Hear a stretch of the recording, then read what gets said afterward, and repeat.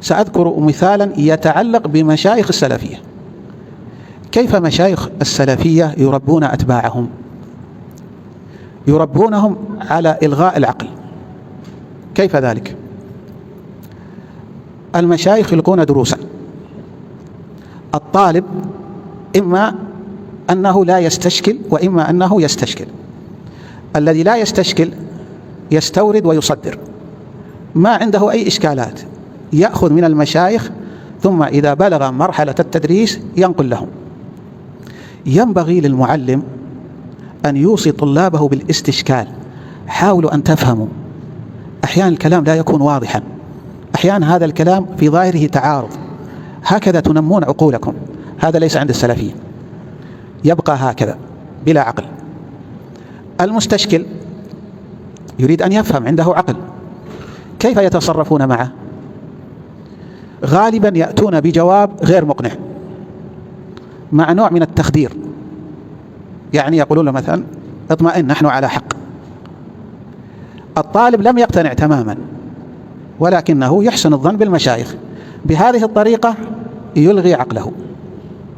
الثاني لم يقتنع،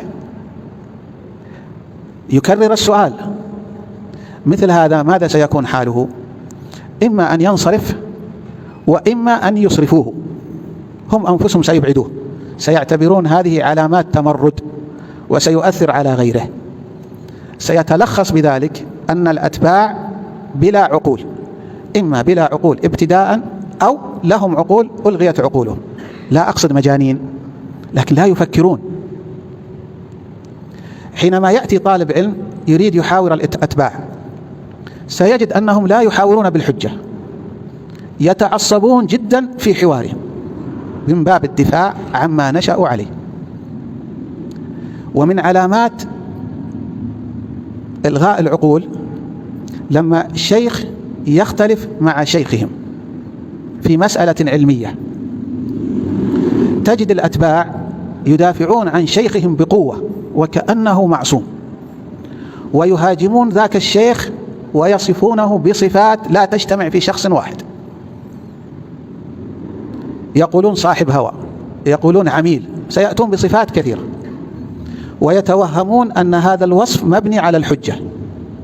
ثم إذا هذا الشيخ اجتمع مع هذا الشيخ وتبين أن هناك سوء فهم فقط، ماذا سيفعل الأتباع؟ هل سيستمرون على موقفهم المعادي؟ لا. لماذا؟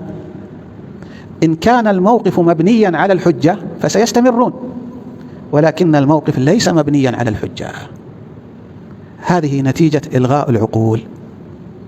ينبغي أن يكون عندنا حسن ظن ببعض، وأن نقدر بعض عند الاختلاف.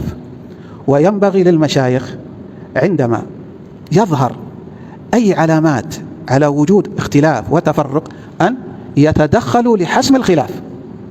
أما أن يترك الخلاف ينمو هكذا ثم يأتي الأتباع من كل طائفة ويتحاربون فيما بينهم، فهذا ليس من الحكمة في شيء.